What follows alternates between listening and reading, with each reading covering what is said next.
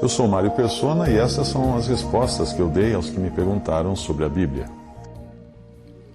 Você escreveu perguntando o que eu acho do livro O Segredo, de grande sucesso. Eu não li o livro, li alguns comentários sobre o livro, mas pelo que eu vi, não tem nada de novo. No site do livro, a sua autora, chamada Rhonda Byrne, ou Barney, eu não sei exatamente como é que é o nome dela, ela diz que descobriu o segredo. O site diz assim: Rhonda achava que quase ninguém conhecia as coisas que ela havia descoberto, muito embora os conceitos pudessem ser encontrados em quase todas as religiões e áreas de atuação humana ao longo da história. Em apenas 2 meses, ela já havia estudado os grandes líderes do passado, lido centenas de livros e acumulado um número incontável de horas de pesquisa. Fecha aspas. Até aí o texto do site da autora do Segredo. Uau! Quantas centenas de livros você consegue ler em 2 meses? Ela leu centenas de livros em 2 meses. Leitura dinâmica, então, deve fazer parte do Segredo. Deve ser um livro de leitura dinâmica, não?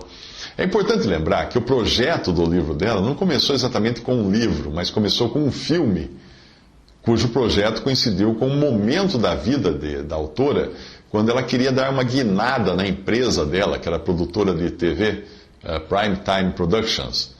E da Austrália para os Estados Unidos foi um pulo, obviamente dado com as mais avançadas técnicas de produção cinematográfica. O livro apareceu depois nas livrarias, depois que o filme foi feito.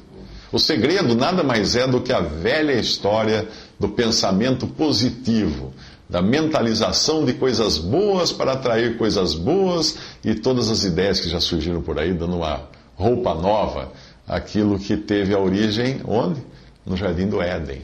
Quando a serpente, que é Satanás, disse para Eva: sereis como Deus. Eu não li o livro, mas um amigo enviou um vídeo que eu assisti, apenas um pedaço, né? Não tive nem paciência de continuar assistindo, mas foi suficiente para entender a tentativa de dizer ao ser humano que ele é capaz de fazer tudo aquilo que ele desejar. É algo como ser capaz de interferir no mundo real, manipulando o mundo mental ou o mundo espiritual. Em suma, você vai vai acabar acreditando que é Deus. Esse é o final da história. Antes da minha conversão, eu também acreditava nisso. Eu até frequentei durante 3 anos uma organização chamada Seichonoye. É uma religião, eles dizem que não é religião, que é uma filosofia. Mas ela ensinava isso. A mãe de um amigo meu também frequentava essa filosofia. E ela teve câncer. Aí o mestre lá dizia para ela mentalizar que a doença não existe. E toda aquela bobagem que vem nos ensinos dessa filosofia.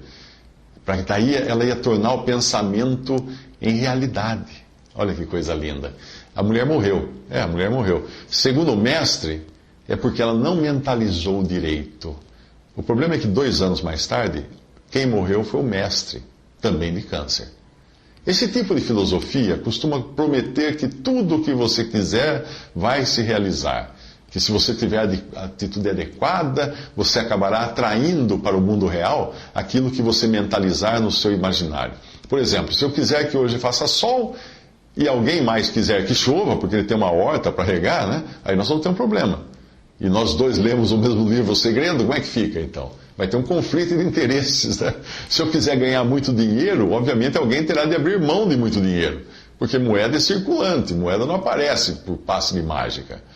Um dia desses eu estava numa livraria, num shopping, e aí aquelas livrarias que tem algumas mini palestras, né, no ambiente da livraria muito grande, e aí um autor brasileiro fazia uma palestra relâmpago em uma sessão da livraria falando do livro O Segredo.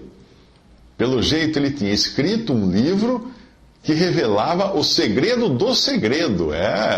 Depois do livro O Segredo vieram aqueles que escreviam o segredo do segredo.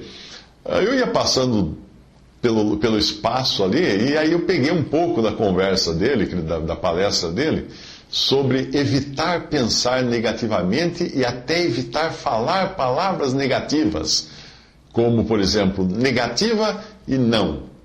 Então, você não pode falar palavra não. E o exemplo que ele deu foi uma pérola. Foi uma pérola. Veja o exemplo dele deu.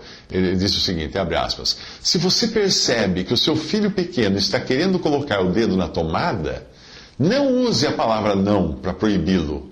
Não diga a ele, filhinho, não ponha o dedo na tomada. Diga assim, filhinho, venha brincar com este brinquedo. E dê algo para ele de forma positiva, e não proibindo de forma negativa. Fecha aspas até aí, o que ele falou. Segundo ele, só de pensar cósmico. Bom, eu não quis interromper a palestra para não ser indelicado, mas a minha vontade ali naquela hora, que ficou assim quase parada na garganta, foi de perguntar para ele como ele teria conseguido explicar isso que ele acabou de explicar, ou seja, como ele teria ensinado o público a não pensar e a não falar palavras negativas sem usar a palavra não para explicar isso. Porque ele usava a palavra não em quase todas as sentenças do seu discurso, da sua palestra. Não faça isso, não pense aquilo, não mentalize coisas negativas, não mencione coisas ruins. Seria interessante fazer uma busca e contagem de palavras não no texto do livro dele. Eu creio que ia ter um bocado de palavras não no texto do livro que diz para você não usar não. Eu sei que tudo o que eu estou dizendo faz ferver o sangue dos adeptos dessas filosofias, porque fazia ferver o meu sangue também, quando eu fazia parte da turma do Me Engana Que Eu Gosto. Eu devorava livros de autoajuda, espiritismo, pensamento positivo, qualquer coisa que me ajudasse a acreditar em mim mesmo e pensar que eu era o máximo e fazia de Deus apenas um adereço. Se os livros de autoajuda desse tipo realmente funcionasse, não seria preciso escrever mais nenhum, bastava um livro de autoajuda, estava resolvida a autoajuda para o mundo inteiro. A quantidade despejada anualmente no mercado nos criam uma ilusão de acharem que podem se tornar semideuses, ou por que não, deuses completos, mas até passar o efeito do livro. Aí tem que comprar outro, de outro autor, E o autor ou os autores de livros como O Segredo só devia escrever um, né, também, se fosse o caso. Não era esse o desejo do homem desde a criação? Não era o que o homem queria? Eliminar Deus da sua vida e ele tomar as rédeas do seu destino? Ele decidir como que ia ser o seu destino? Não era isso? O único homem perfeito que já pisou nesse mundo, Jesus, deixou claro que apesar de ser ele Deus, ele não veio aqui fazer sua própria vontade, mas a vontade do Pai que lhe havia enviado. Lembre-se de que a vontade dele era perfeita, de Jesus era tão perfeita quanto a do Pai. A vontade do Filho e do Pai eram igualmente perfeitas. Quem sou eu para querer realizar a minha vontade e todos os meus desejos, do jeito que promete esse livro, O Segredo, se eu não tenho a mínima capacidade de saber as consequências disso? Será bom que eu fique milionário da noite para o dia? Será bom que eu me livre de algum problema que hoje me aflige? Hoje, na idade em que eu estou, eu olho para trás e eu fico muito contente, porque muitos dos desejos que eu tive no passado não se concretizaram. Hoje eu sou feliz por causa disso. Ai, meu Deus, se eles tivessem se concretizado, eu estava em apuros. Eu era simplesmente incapaz, na época, de entender todos os desdobramentos caso esses desejos tivessem se realizado. Você já encontrou alguém por aí vivo, com mais de 150 anos? Então esse sim descobriu o segredo de mentalizar que a morte não existe e transformou isso em realidade. Mas eu não creio que a autora do livro O Segredo tenha conseguido isso, né? A sua mentalização positiva, obviamente, funcionou até agora muito bem, mas só para sua empresa, porque milhões de livros e DVDs já foram vendidos, mas não é por algo ter milhões de apreciadores que isso torna esse algo bom, não é? Milhões de moscas saem todos os dias em busca de estrume fresco. Nós não vamos fazer isso, né? Nós não vamos seguir essas moscas. Como sempre acontece com as novidades, muitos daqueles que se dizem cristãos e tentam daí encontrar paralelos entre, parece que é o que a autora também tenta fazer no livro.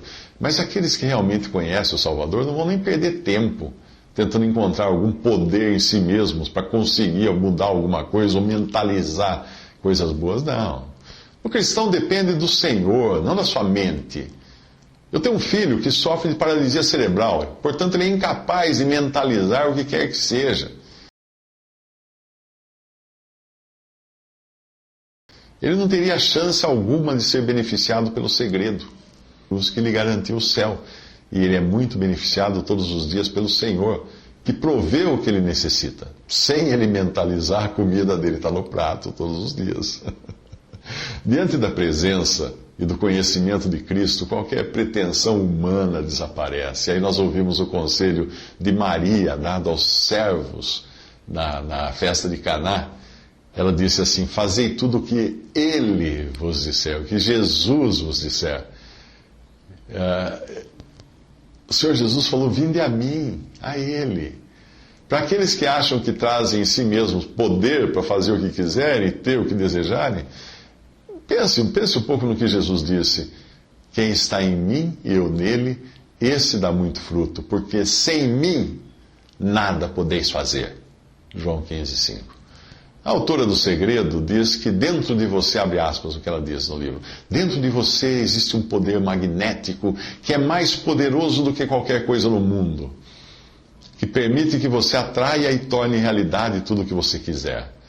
Porém, o Salvador, o meu Salvador, diz que sem Ele, sem Cristo, eu nada posso. Em quem eu devo acreditar? Na autora do Segredo ou no meu Salvador Jesus? Evidentemente, para quem não tem qualquer esperança de vida eterna, quem não quer que Deus administre a sua vida, quem não quer que Deus escolha o que é melhor para si, para esse, tudo o que lhe resta é continuar vivendo, por enquanto, neste pobre mundo, com suas promessas, desilusões e livros de autoajuda, tipo O Segredo. Tudo o que lhe resta vai ser ler O Segredo e acreditar que então ele vai conseguir tudo aquilo que desejar e assim ele vai ser feliz. Ilusão.